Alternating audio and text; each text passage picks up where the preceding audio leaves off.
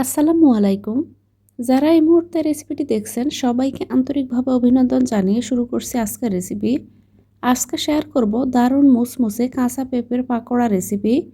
কাঁচা পেঁপে দিয়েও যে এত মজার পাকোড়া তৈরি করা যায় তা হয়তো অনেকেই জানেন না। ইফতারিতে বা বিকেলের নাস্তায় ঝটপট আপনারা পাকোড়ার এই রেসিপিটি বাসায় তৈরি করে নিতে পারবেন। পাকোড়ার এই রেসিপিটি তৈরি করার জন্য এখানে আমি অর্ধেকটা পরিমাণ কাঁচা পেঁপে নিয়েছি। পেঁপেটাকে এখানে খোসা ছাড়িয়ে খুব ভালোভাবে ধুয়ে আমি চিকন চিকন করে কেটে নিব। তো এখানে পেঁপেটাকে এরকম চিকন করে কেটে আমি খুব ভালোভাবে ধুয়ে নিয়েছি। এরপর এগুলোকে একটা বাটিতে নিয়ে দিয়ে দিলাম এখানে পেঁয়াজ কুচি, কাঁচামরিচ কুচি, ধনিয়া পাতা কুচি, ছোটো এক বাটি পরিমাণ এখানে চালের গুঁড়া, সেম বাটিটা মেপে এখানে দিয়ে দিলাম সমপরিমাণ বেসন, স্বাদ মতো লবণ, ধনিয়া গুঁড়া, হলুদ গুঁড়া, ভাজা জিরার গুঁড়া, চটপটি মশলা, ভাজা গোলমরিচের গুঁড়া। এবার এগুলোকে একটু মিশিয়ে নিব। যারা এখন আমার চ্যানেলটি সাবস্ক্রাইব করেননি প্লিজ ভিডিওতে একটা লাইক দিয়ে চ্যানেলটি সাবস্ক্রাইব করে রাখবেন।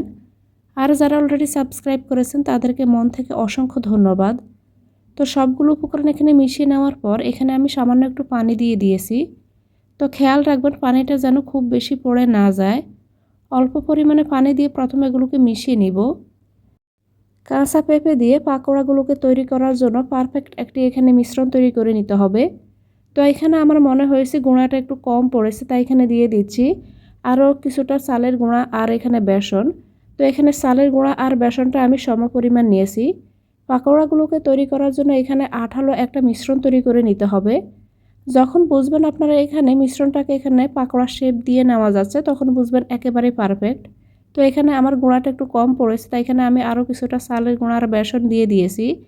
এবার হাত দিয়ে সবগুলো উপকরণ খুব ভালোভাবে মিশিয়ে নিব। এই পর্যায়ে যদি আপনাদের কাছে মনে হয় এখানে আরও কিছুটা পরিমাণ পানি লাগবে সেই অনুযায়ী এখানে প্রয়োজন মতো পানি আপনারা ব্যবহার করতে পারেন।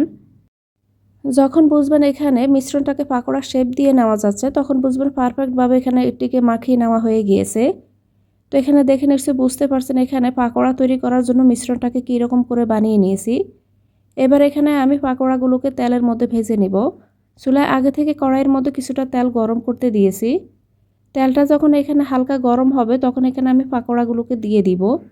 চুলার আঁচটা এখানে মিডিয়াম টু লো হিটে রেখে পাকোড়াগুলোকে আমি ভেজে নিব। তেলটাকে খুব বেশি গরম করে আর এখানে চুলার আঁচটা বাড়িয়ে রেখে পাকোড়াগুলোকে ভাজতে যাবেন না।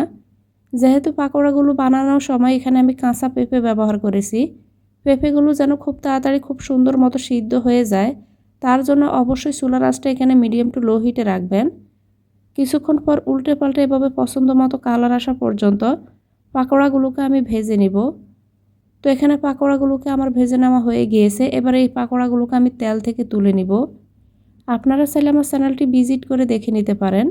বিভিন্ন রকমের সবজি দিয়ে অনেক মজার মজার বিভিন্ন রকমের পাকোড়া রেসিপি, ইফতারের রেসিপি আমার চ্যানেলে আপলোড করা আছে। আশা করছি রেসিপিগুলো আপনাদের ভালো লাগবে। তো এখানে পাকোড়াগুলোকে আমি ভেজে নিয়েছি। এবার এগুলোকে আমি তেল থেকে তুলে নিচ্ছি। তো এখানে তেলটাকে খুব ভালোভাবে ঝরিয়ে আমি এই পাকোড়াগুলোকে তুলে নিব। একইভাবে বাকি সবগুলো পাকোড়া আমি ভেজে নিব। তো এখানে আমি একইভাবে বাকি সবগুলো পাকোড়া ভেজে নিয়েছি। এবার একটি পাকোড়া ভেঙে দেখাচ্ছি। পাকোড়াগুলো উপর থেকে অনেক বেশি মুসমুসে আর ভিতর থেকে একেবারে সফট হয়েছে।